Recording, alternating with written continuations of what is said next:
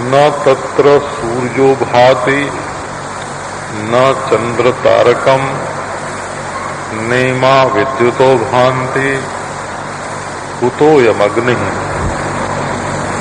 तमेव भान्तमनुभाति सर्वम् तस्य भाषा सर्वमिदं विभाति।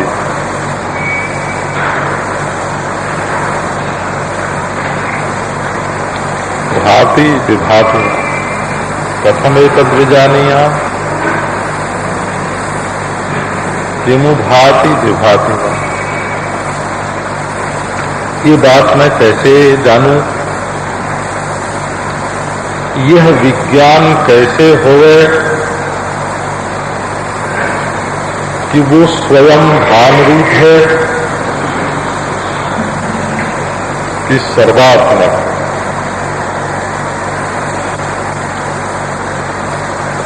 गोविंदा संसार में कोई वस्तु दिखती है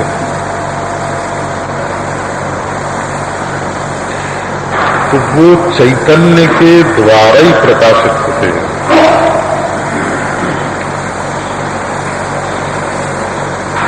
ये कहो कि नहीं, घड़ी तो हम बिजली की रोशनी में देखते हैं, तो देखो घड़ी दिख रही है, बिजली की रोशनी में दिख रही है, ठीक है, परंतु आंख से दिख रही है और आंख से देखने वाला मैं हूं।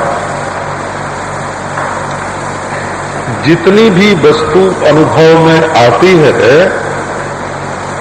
वो चैतन्य पर्यवसायी होती है।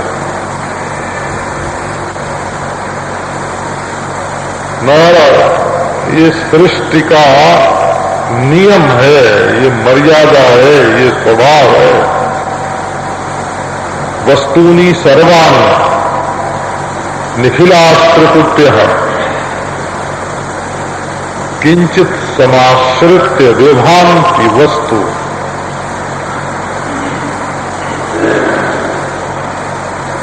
ये घड़ी है, ये किसको मालूम पड़ता है? क्या घड़ी को मालूम पड़ता है?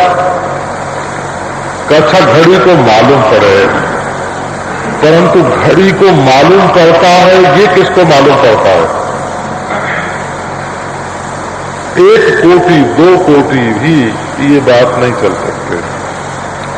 अच्छा, सूर्य घड़ी को प्रकाशित कर रहा है तो क्या सूर्य को ये मालूम पड़ता है कि मैं घड़ी को प्रकाशित कर रहा हूं? अच्छा, मान लो कि मालूम पड़ता है, तो सूर्य को मालूम पड़ता है, ये किसको मालूम पड़ रहा है?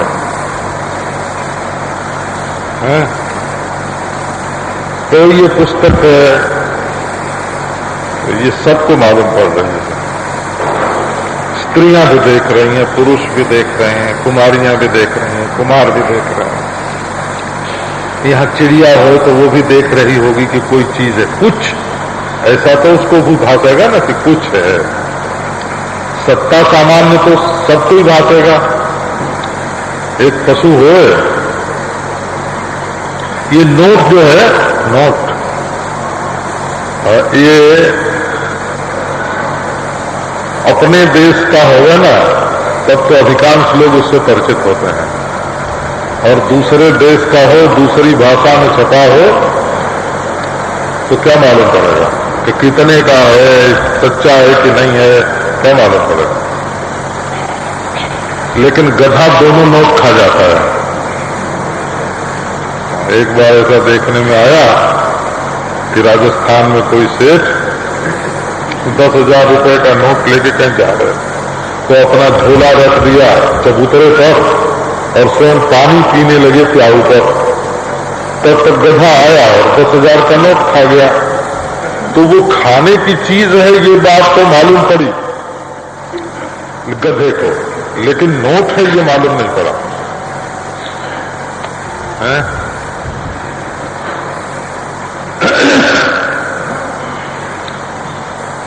तो संसार की जो वस्तुएं मालूम पड़ती हैं उनके संबंध में आपको मालूम पड़ना चाहिए कि मालूम पड़ने की जो आखिरी सीढ़ी है वो अपने में आवेगी। स्त्री को मालूम पड़ता, पुरुष को मालूम पड़ता, गधे को मालूम पड़ता, चिड़िया को मालूम पड़ता, देवता दानी को मालूम पड़ता, ईश्वर को मालूम पड़ता। और सबकी तो बात ही छोड़ दो। तो ईश्वर इस दुनिया को देख रहा है कि ये बात किसको मालूम पड़ रही है। बोले तुमको मालूम पड़ रही है। कैसा? तो तुमको मालूम पड़ रही है, ये किसको मालूम पड़ रहा है। घूम फिर के अंत में ये बात मैं पर पहुंचती है। द्रव्याणि सर्वाणि निखिलाः त्रिपुट्यः किंचित समाश्रित्य विभान्ति वस्तु। अब सोचो किसको भासती हैं ये सब चीजें, वो कौन है। भाई देखो, तुम्हें सेवा करनी हो तो सेवा करो, बोला, पढ़ाना हो तो पढ़ाओ,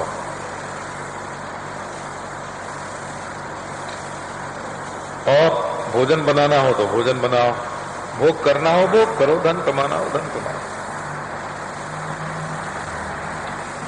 तुम्हारी व्यक्तिगत रुचि में, व्यक्तिगत प्रवृत्ति में, तुम्हारी व्यक्तिगत क्रिया में, व्यक्तिगत संपत्ति में कोई हस्तक्षेप नहीं है। न जातिगत न व्यक्तिगत, न व्यष्टि में न समष्टि।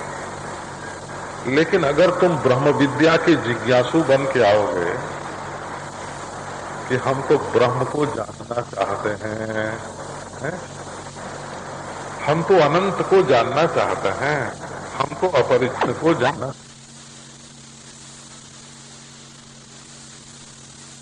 वस्तु पर से तुम्हारी दृष्टि को खींच के अंतर्मुख करना ही पड़ेगा। अगर तुम ब्रह्मा को भी महत्वपूर्ण व्यक्ति समझोगे और अपने से अन्य ईश्वर को भी महत्वपूर्ण व्यक्ति समझोगे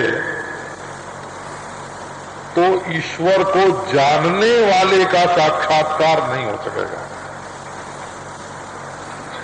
जो ईश्वर को जानता है, जो ईश्वर को मानता है, उसको प्रत्यक्ष चैतन्याभिन्न ईश्वर तत्व का साक्षात्कार नहीं हो सकेगा। वो अलग से ईश्वर को भले देखता रहे, लेकिन जो अनंत है, ब्रह्म है, अद्वितीय है, उसका साक्षात्कार नहीं हो सकेगा। तो ब्रह्म विद्या की ये प्रणाली है कि यदि आप इसमें चलना चाहते हैं तो ईमानदारी के साथ आत्मदर्शन करें।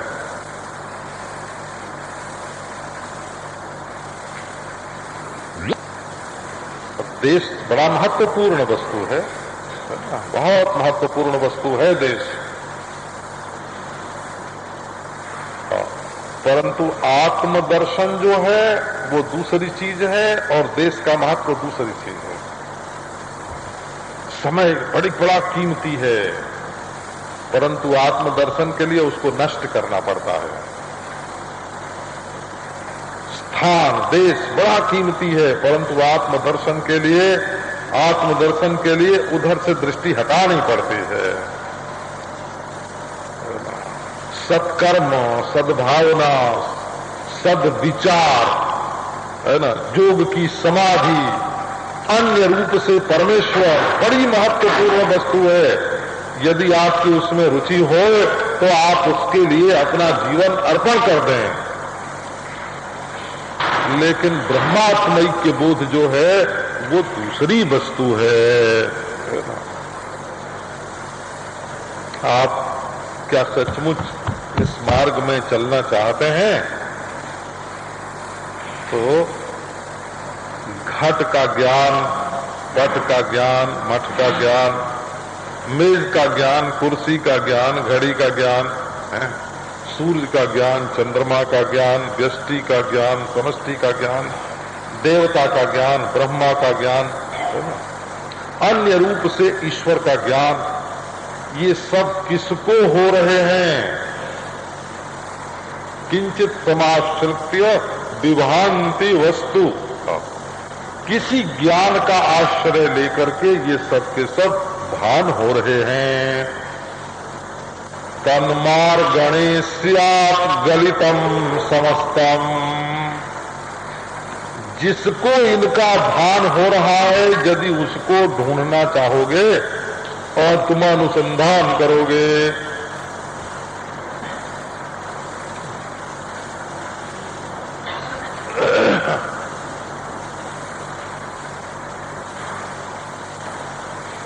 वो दूसरी स्थिति है। वो दूसरा विभाग ही बिल्कुल दूसरा है।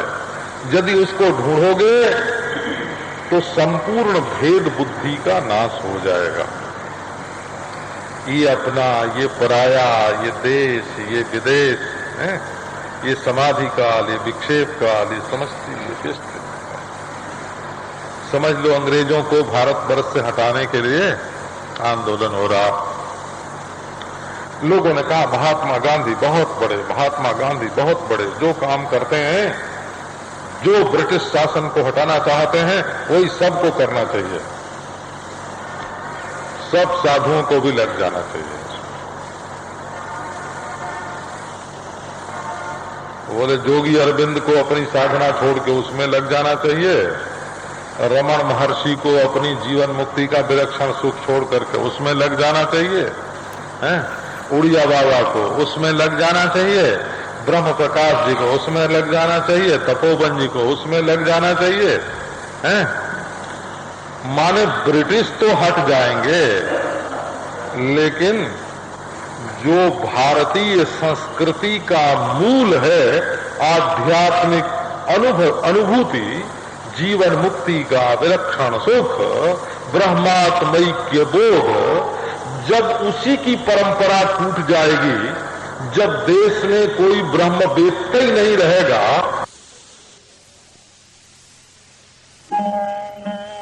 ब्राह्मण्यस्य ही रक्षणेन रक्षित स्यात् वैदिको धर्मः।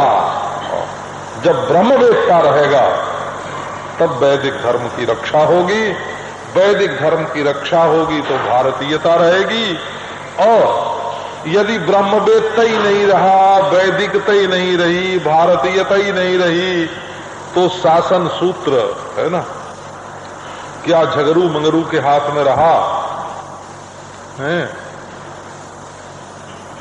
और क्या नारायण किसी और के हाथ में रहा। स्वतंत्रता, स्वतंत्र कुमार, स्वदेश कुमार के हाथ में रहा है ना। पंजाब में ऐसे नाम होते हैं, स्वदेश कुमार, स्वतंत्र कुमार, तो क्या झगरू मगरू के हाथ में रहा, क्या स्वदेश कुमार, स्वतंत्र कुमार के हाथ में रहा। जब है ना आत्मानुभूति की परंपरा ही नहीं रही तो क्या रहा। तो अब आप इस बात को, वेदांत की रीति को समझें। वेदांत की रीति ये है, इनका कहना ये है कि हमारी बुद्धि में जितने ज्ञान होते हैं वो बाहर की चीज को देख करके होते हैं।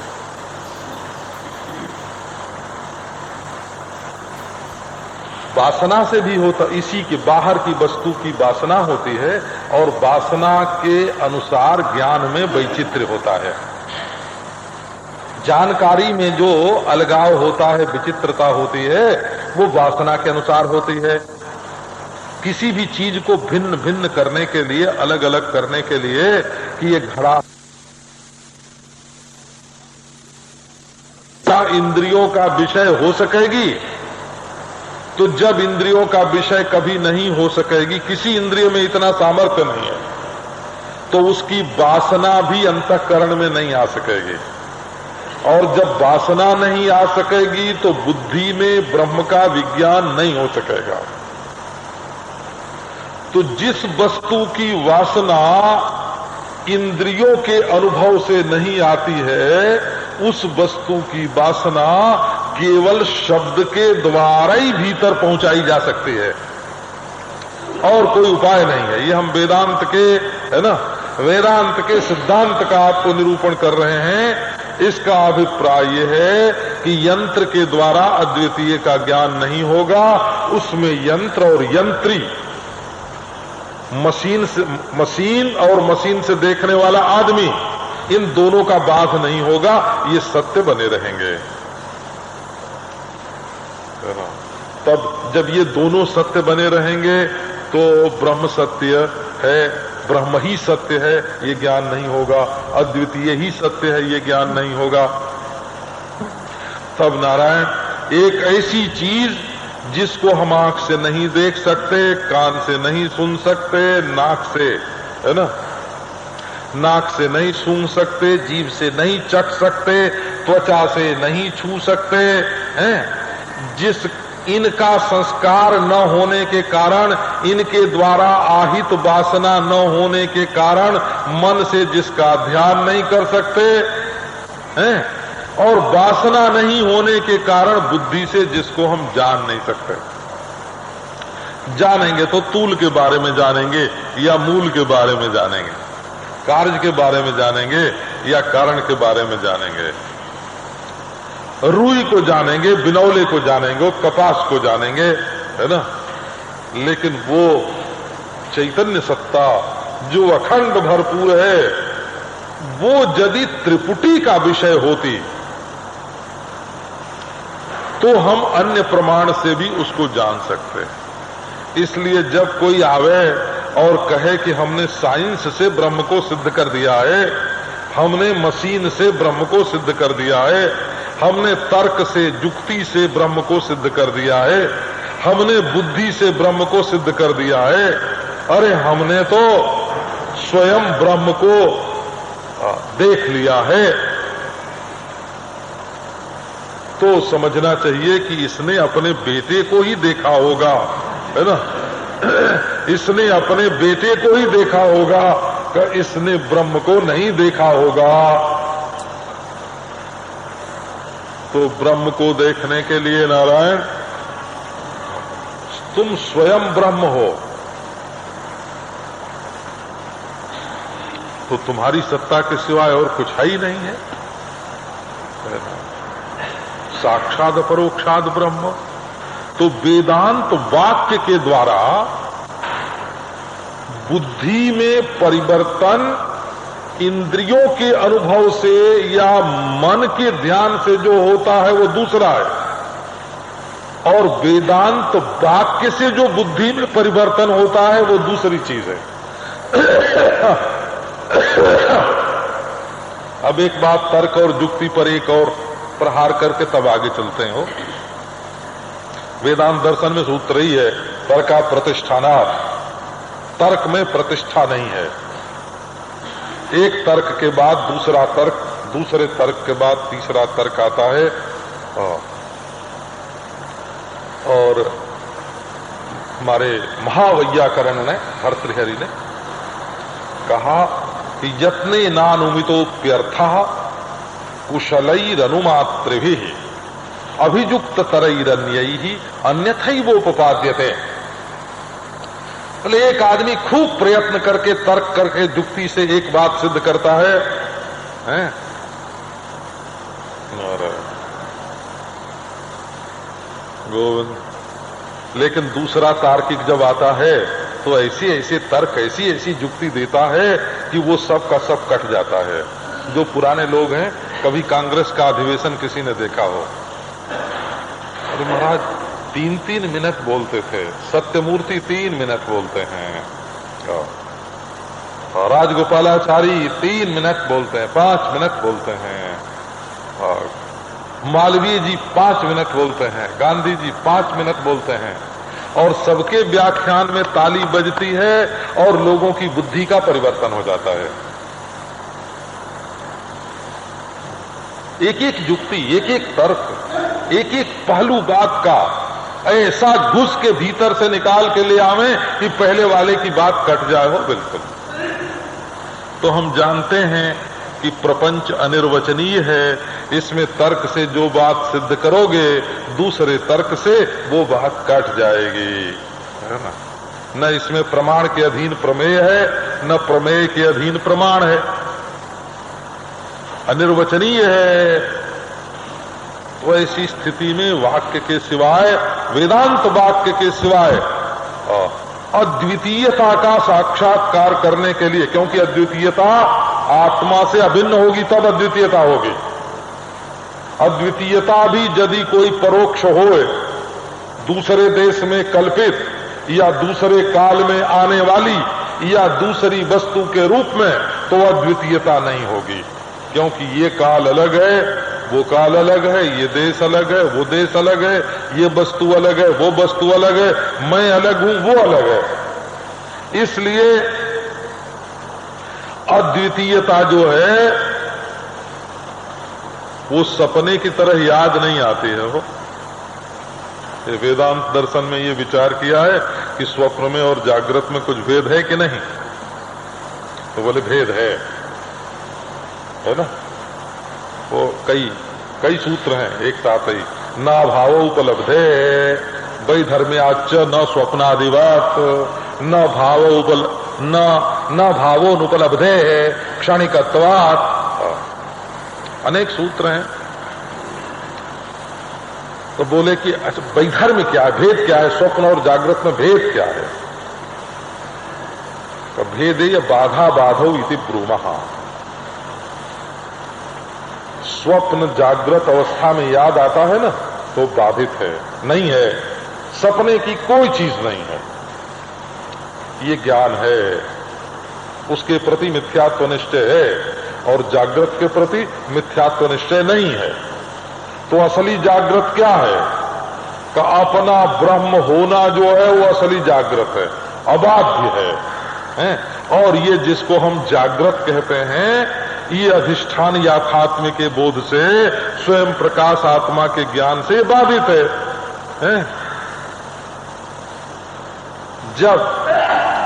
जब अपनी देह रूपता भी याद आने लगे, अरे कभी हम अपने को नारायण ब्राह्मण समझते थे, कभी अपने को सन्यासी समझते थे, बाधित है ना।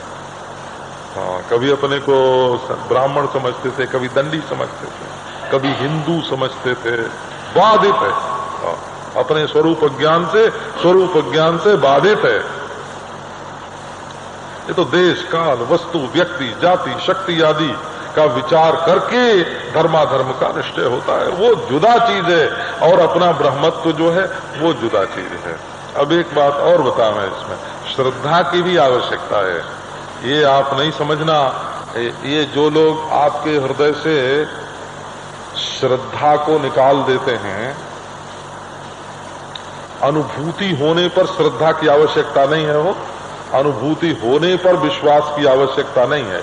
अधिष्ठान का ज्ञान होने पर, स्वरूप का ज्ञान होने पर, ब्रह्म का ज्ञान होने पर न श्रद्धा की जरूरत है न विश्वास की जरूरत है, वो तो अपना आपा साक्षात है। परंतु उसके पहले थोड़ी श्रद्धा की भी जरूरत है।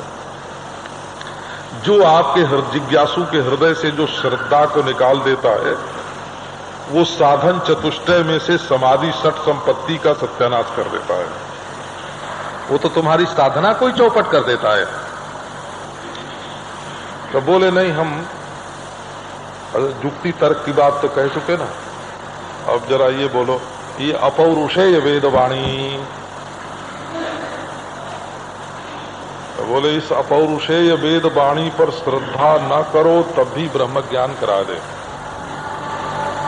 बोले इसका नाम तो अतिशय श्रद्धा हुआ। देखो हम लोग श्रद्धा के प्रसंग में ऐसे बोलते हैं कि नाम भगवान का ऐसी चीज है कि उसको मानो कि न मानो, लेकिन बोलोगे तो तुम्हारा कल्याण हो जाएगा। श्रद्धा करो कि मत करो, नाम पर श्रद्धा करने की जरूरत नहीं है, नामोच्चारण मात्र से ही तुम्हारा कल्याण हो जाएगा। बोले श्रद्धा का सबसे गाढ़ा रूप यही है कि नाम में हमारी श्रद्धा की जरूरत नहीं है, यही श्रद्धा का गाढ़ा रूप है। तो वेदांत विज्ञान में हमारी श्रद्धा काम नहीं करती, वेदांत ही काम करता है। ये तो श्रद्धा का सबसे गाढ़ा रूप है, सबसे उत्कृष्ट रूप श्रद्धा का यही है। अच्छा जी, अब आओ आपको ये सुना मैं, क्या नाम है, हाँ, तो वेद अपौरुषेय वाणी है। क्यों? बोले वेद को कोई बनाता नहीं, वेद को कोई बनाता नहीं। बोले कि तब वेद मालूम कैसे पड़ता है कि जो महात्मा लोग हैं, मुनि लोग हैं, ऋषि लोग हैं, वे वेद के मंत्रों का साक्षात्कार करते हैं, है ना ये बात।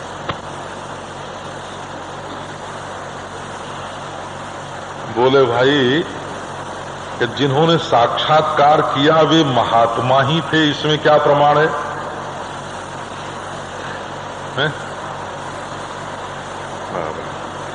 बोले परंपरा से, हमारी अनादि परंपरा से जिसको वेद मंत्र बोलते हैं, वेद मंत्र बोलते हैं। नहीं तो आज का महात्मा कोई कहे हमने ये मंत्र साक्षात्कार किया, क्या हमको इस मंत्र का साक्षात्कार हुआ? अपौरुषेय मंत्र है, ये तो अनादि है, का इसका तो लोप हो गया था, इसको तो हमने देखा है।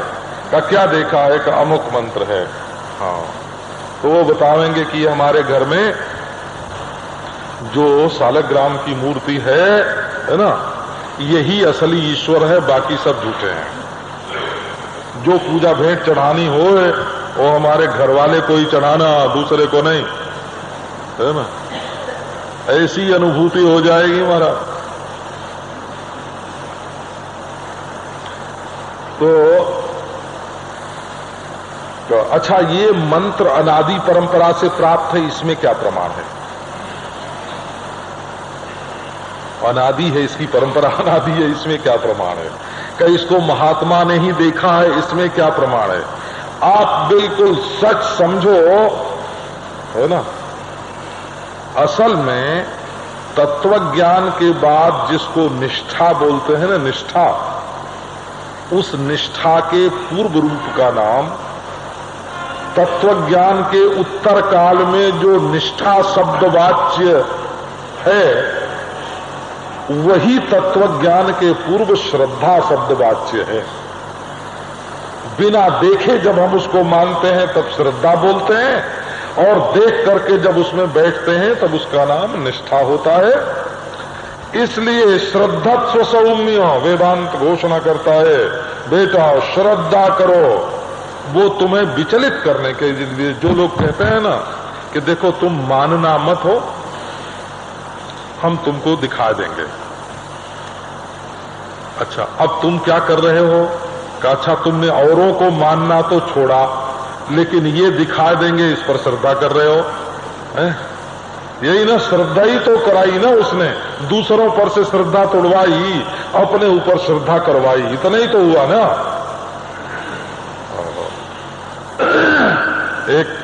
एक कबीरपंथी आए, बोले शंकर मत तो बहुत नीचे है, आओ हम देखो अलख अगम, है ना, ब्रह्म से तो 7 कक्षा ऊपर हम दिखाते हैं।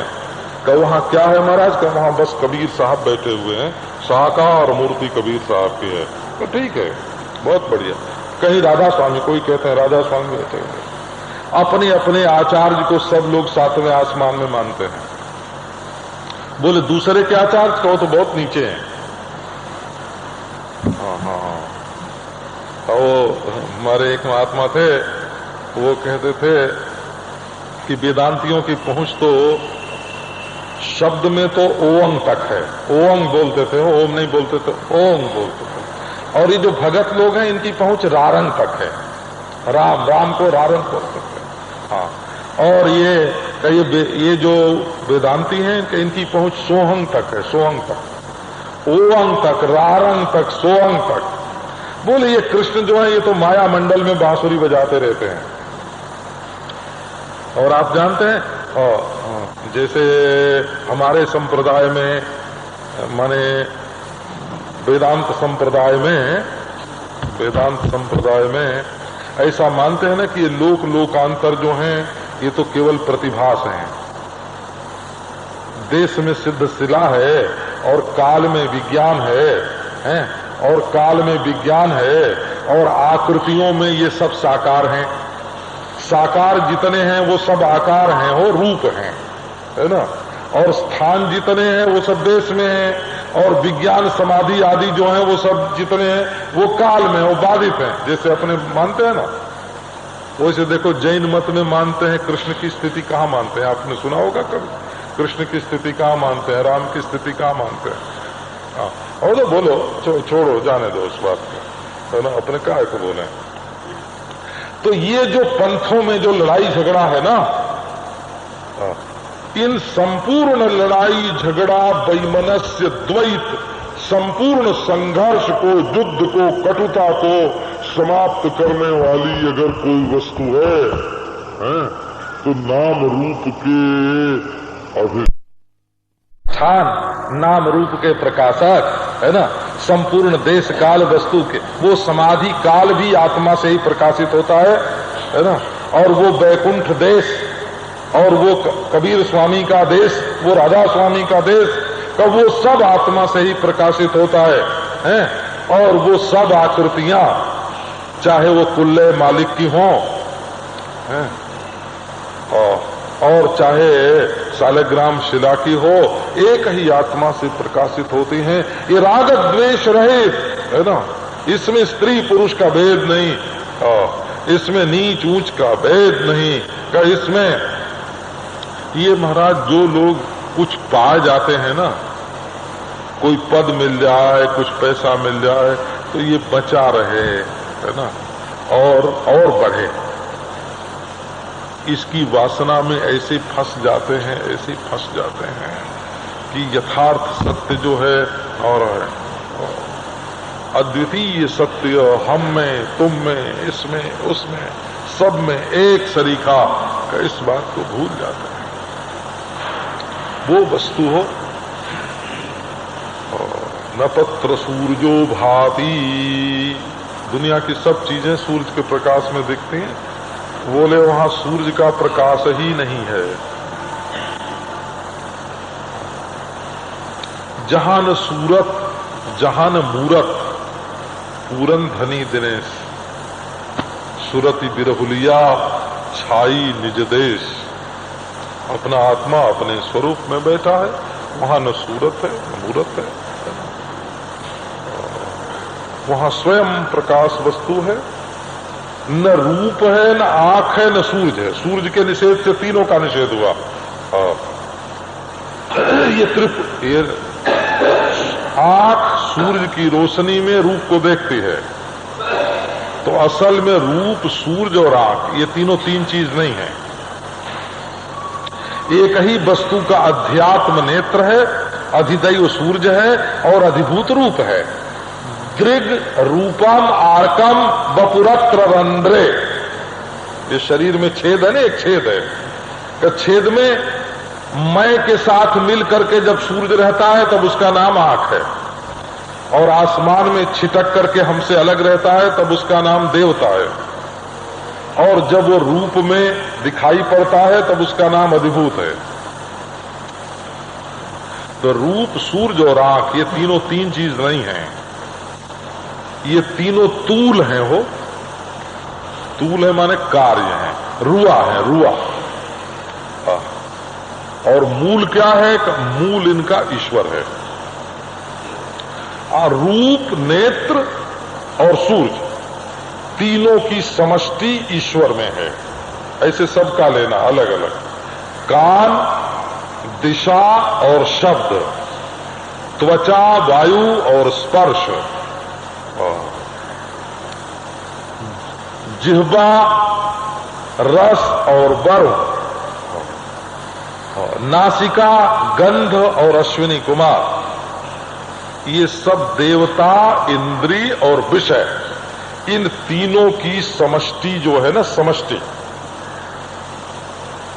है ना, उस समष्टि से उपहित चैतन्य का नाम ईश्वर है, और व्यष्टि से उपहित चैतन्य का नाम जीव है।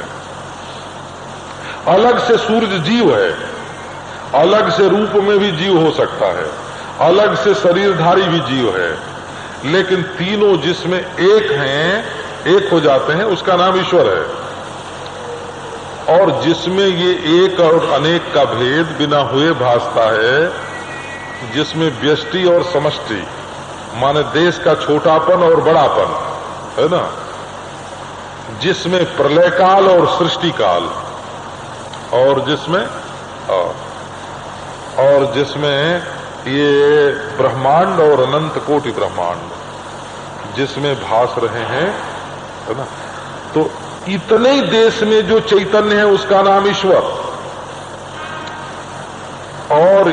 ये जिसमें ये देश और काल और वस्तु का परिच्छेद जिसमें कल्पित है उस अधिष्ठान का नाम ब्रह्म, परंतु जो सर्व का अधिष्ठान है वही देह का भी अधिष्ठान है।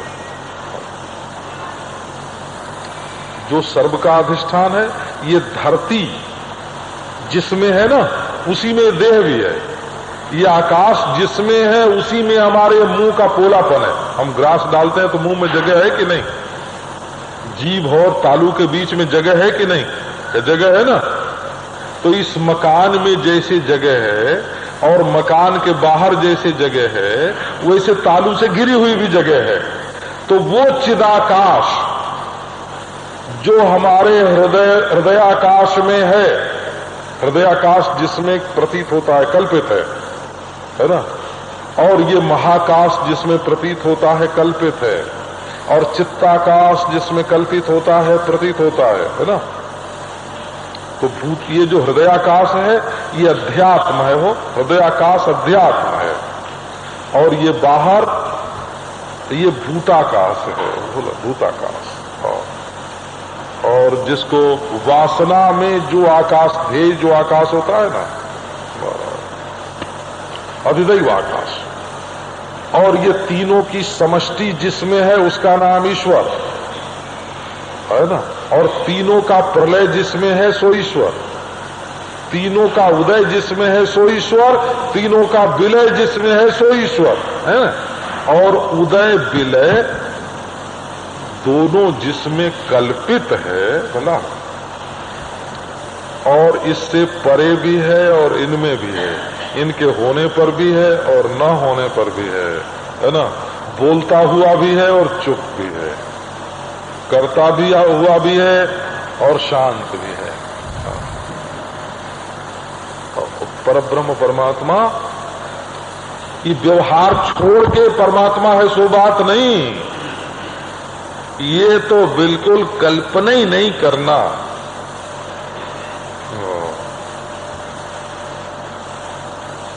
तो न तत्र सूर्यो भाति न चंद्र तारकम, इनकी रोशनी में देखने का नहीं है और इनकी रोशनी से वो नहीं दिखता है। और चंद्रमा का अर्थ होता है मन, और तारे का अर्थ है सारे संकल्पों सारी वृत्तियां, चेतपुट नेमा विद्युतो भांति। और शक्ति से जहां प्रकाश का संबंध है वहां विद्युत, और कुतोयम अग्नि ही वाक का जहां संबंध है ना, वक्तव्य जिसका हम वर्णन कर रहे हैं, और वाक माने जिह्वा, और जिस अग्नि की उष्णता से जिह्वा बोलती है, ये त्रिपुटी हो गई। अध्यात्म, और अध्यात्म है वाक, और अधिदैव है अग्नि, और अधिभूत है वक्तव्य जिसके बारे में हम बोलते हैं, और बांग मनसा गोचर जहां वाणी की पहुंच नहीं, मन की पहुंच नहीं, ऐसा जो सूक्ष्मतर सूक्ष्मतम स्थूल सूक्ष्म की कल्पना का अधिष्ठान और प्रकाशक है, सूक्ष्म और स्थूल की कल्पना जिसमें सत्ता शून्य और प्रतीयमान है, वो तत्व तमेव भान्तम अनुभाति सर्वम। एक प्रकाश ने एक खोल ओढ़ ली, समझो, एक जैसे एक बल्ब हो ना, बल्ब पर कोई खोल ओढ़ा दी जाए। शंकराचार्य ने वैसा दृष्टांत दिया है कि एक दीपक जल रहा है और जलता हुआ दीपक घड़े में रख दिया गया और घड़े में 5 छेद कर दिए गए। अरे समझो भाई एक बिजली है, उसका कनेक्शन एक घर में दे दिया गया, उसमें एक यंत्र हीटर है, गर्मी दे रहा है, एक ठंडा करने वाला यंत्र है ना, एक एयर कंडीशन करने वाला यंत्र है, एक रोशनी देने वाला यंत्र है, एक रसोई पकाने वाला यंत्र है ना। तो यंत्र का खोल ओढ़ करके बिजली जो है वो वहां वो काम करती दिखती है ना। वो चूल्हे में पकाती है और बल्ब में रोशनी देती है, पंखे से हवा फेंकती है, एयर कंडीशन से ठंडा करती है, हीटर से गर्म करती है, तो रेडियो में से गाना भेजती है ना। शब्द, स्पर्श, रूप, रस, गंध एक ही बिजली सब दे रही है। तो ये तो खोल का भेद हुआ कि बिजली का भेद हुआ? मशीन का भेद हुआ ना, बिजली का भेद नहीं हुआ। अब आप ये कल्पना करें कि असल में खोल नहीं है ना, वो ऐसा वैज्ञानिक आविष्कार हो गया है जहां यंत्र अलग से जरूरत नहीं पड़ती है ना। जैसा हमारा संकल्प हो बिजली वैसे ही काम करे, शरीर न हो है ना। शरीर भी तो एक यंत्र है ना। शरीर न हो, केवल वासना और बिजली दोनों मिलके काम करें, ऐसा होगा। और फिर ऐसी कल्पना करो कि वासना न हो बिजली हो, है ना। वही यंत्र बने, वही वासना बने और वही सब बन के दिखाई पड़े, वो ईश्वर सरी की होगी हो, है ना। और बोले बनना बनाना कुछ नहीं बाबा, ये तो सब ज्यों का त्यों है, ज्यों का त्यों है। ऐसा अनुभव का दीदार है, अपना रूप अपार, ना कछु हुआ न है कछु, ना कछु हो अनहार। अनुभव का दीदार है, ये सब अनुभव की दृष्टि है। अनुभव ही दृश्य है, अनुभव ही दर्शन है, अनुभव ही दृष्टा है, अनुभव की झांकी है, अनुभव का दीदार है, अनुभव का दीदार है, अपना रूप अपार। ना कछु हुआ न कछु, ना कछु हो अनहार। अनुभव का दीदार है। तो तमेव भांतम अनुभाति सर्वम, इस स्वयं प्रकाश आत्मा की दीप्ति से ही सब कुछ भास रहा है। सब कुछ वही है और दीप्ति भी वही है। तस्य भाषा सर्वमिदं विभाति। नारायण, ऐसी अद्भुत रीति है। 5 मत इसके संबंध में है। एक तो कहते हैं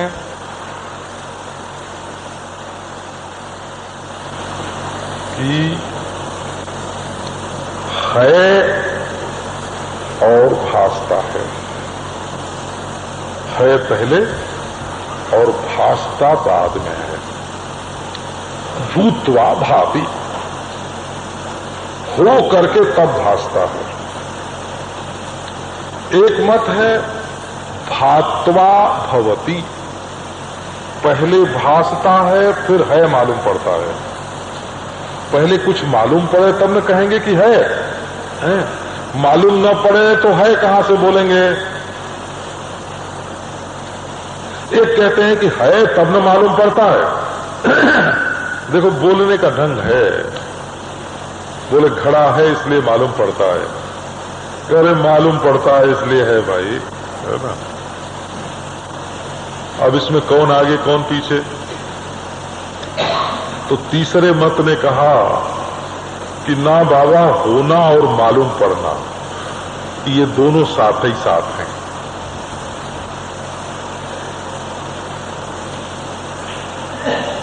आया ध्यान?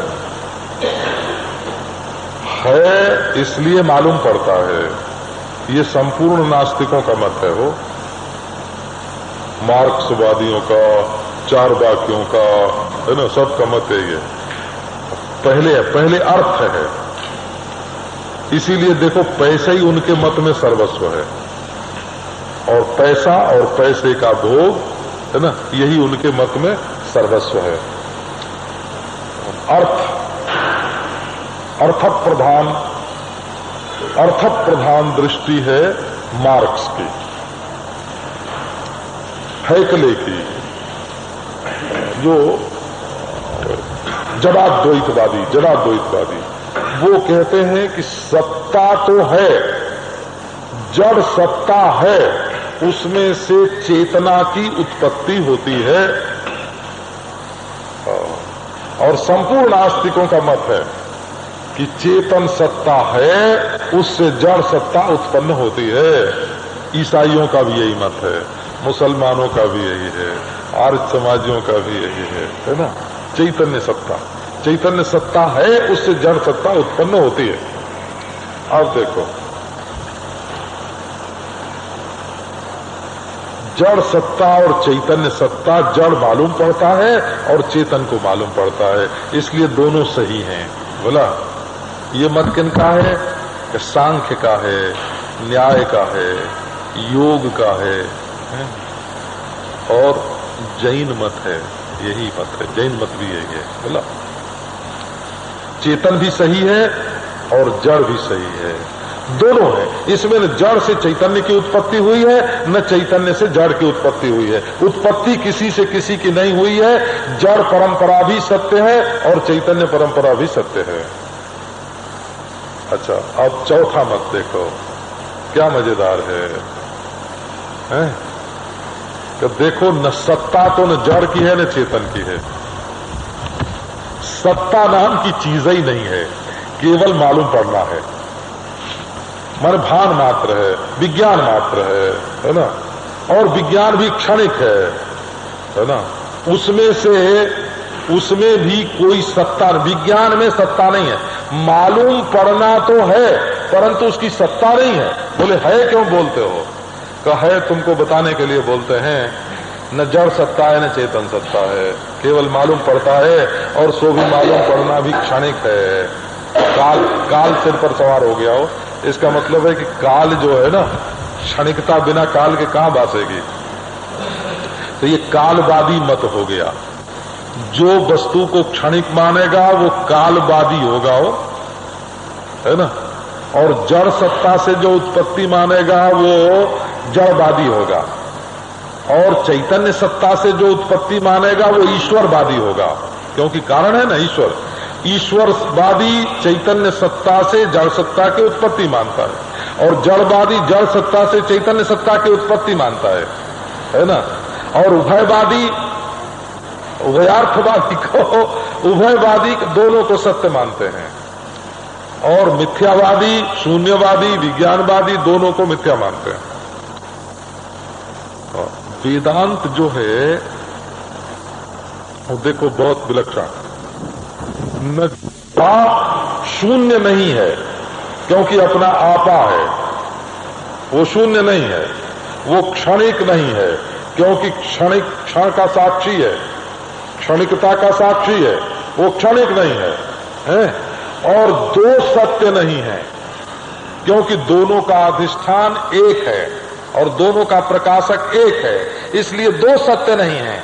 और जड़ सत्ता से चेतन और चेतन सत्ता से जड़ की उत्पत्ति हुई, ये उत्पत्ति और प्रलय ये तो रूप परिवर्तन है। रूप परिवर्तन का नाम उत्पत्ति नहीं है, कोई नवीन उत्पत्ति नहीं है। ये पांचवा मत हुआ है ना, पांचवा हो गया ना। जड़ सत्ता से चेतन सत्ता की उत्पत्ति, ये नास्तिक। और चेतन सत्ता से जड़ सत्ता की उत्पत्ति, ये आस्तिक। वेदांत मत ये कार्य कारण भाव नहीं है, वो इससे विलक्षण है। और दोनों सत्य, ये जैन सांख्य योग न्याय वैशेषिक है ना। और दोनों शून्य, अथवा विज्ञान क्षणिक, ये बौद्ध नारायण। और नारायण शून्य नहीं, सत। और प्रकाश्य नहीं, प्रकाशक। सत्यत्व और मिथ्यात्व दोनों का प्रकाशक, दोनों का अधिष्ठान आत्मा ब्रह्म। हे भगवान। और उत्पत्ति कार्य कारण भाव नहीं, उसका कारण वो नहीं, उसका कारण वो नहीं, उसका कार्य वो नहीं, उसका कार्य वो नहीं। तब दोनों सत्य? बोले दोनों सत्य नहीं। कहता तब दोनों मिथ्या? बोले दोनों मिथ्या नहीं। क्या? तो प्रत्यक्ष चैतन्य भिन्न ब्रह्म तत्व जो है ना, आत्मा और ब्रह्म एक। है ना। और इसमें और जो कुछ है सो सब बोले अपना विलास, आत्मविलास, आत्मविलास। यहां तक कि जिसको धर्म धर्म कहते हैं ना वो भी आत्मविलास है। आत्मविलास है हो। जिसको राग द्वेष कहते हैं वो भी आत्मविलास है। जिसको सुख दुख कहते हैं, जिसको सुख दुख कहते हैं वो भी आत्मविलास है। जिसको समाधि विक्षेप कहते हैं वो भी आत्मविलास है। जिसको संसार में भला बुरा बोलते हैं ना नारायण, तो वो भी आत्मविलास है। तो बोले कि फिर तो सब लोग नष्ट भ्रष्ट हो जाएंगे। कि ये ब्रह्मज्ञ की दृष्टि है, ये दृष्टि अज्ञ को कभी प्राप्त ही नहीं हो सकती। वो भ्रष्ट कहां से होगा, हैं? वो भ्रष्ट कहां से होगा? ये दृष्टि तो अज्ञानी को प्राप्त ही नहीं हो सकती, तो वो भ्रष्ट कहां से होगा, है ना। ये भ्रष्ट और शिष्ट, है ना, ये भी आत्मविलास है ना। अरे आप जिंदगी भर में कितनी बार आप शिष्ट होते हैं और कितनी बार भ्रष्ट होते हैं। आप लोग माफ करना, अगर शिष्ट ही शिष्ट जिंदगी भर रहे हो तो हम अपना आरोप वापस लेने को तैयार हैं, बोला, है ना। अगर आपका मन हमेशा शिष्ट रहा है और आपका शरीर हमेशा शिष्ट रहा है और आपकी बुद्धि हमेशा शिष्ट रही है, तो आपका आत्मा भी शिष्ट है। लेकिन यदि आपका शरीर भी शिष्ट और भ्रष्ट दोनों रहा है, आपकी इंद्रियां भी शिष्ट और भ्रष्ट दोनों रही हैं, आपका मन शिष्ट और भ्रष्ट दोनों रहा है, तब हम आपके मन में चाहते हैं, है ना। आपकी बुद्धि भी कभी अन्याय का समर्थन करने में लगी तो भ्रष्ट हो गई ना। तो आपकी बुद्धि भी शिष्ट और भ्रष्ट दोनों रही है, तो आप माफ करना, आप शिष्टता और भ्रष्टता दोनों में एक ही हो, है ना। तो शिष्टता का अभिमान मत आने दो और भ्रष्टता के कारण ग्लानि मत आने दो। ये शिष्टता का अभिमान भी तुमको बहुत दुख देता है, और भ्रष्टता जन्य ग्लानि भी तुमको बहुत बहुत दुख देती है। ये दोनों चीज दुख देने वाली हैं। अपने दुख को पहचानो। तुम्हारे मन में जो दुख है वो अपनी शिष्टता की भ्रांति के कारण है अथवा अपनी भ्रष्टता की भ्रांति के कारण है। दो ही कारण से अपने मन में दुख है। और ये अपना जो आत्मा है वो, है ना, ये न शिष्ट है और ये न तो भ्रष्ट है। ऐसा निर्द्वंद्व, ऐसा स्वतंत्र, ऐसा राग द्वेष विरहित, ऐसा पक्षपात शून्य, है ना, जीवन मुक्ति का विलक्षण सुख यदि प्राप्त हो सकता है तो इस ब्रह्म ज्ञान से ही प्राप्त हो सकता है ना। अच्छा।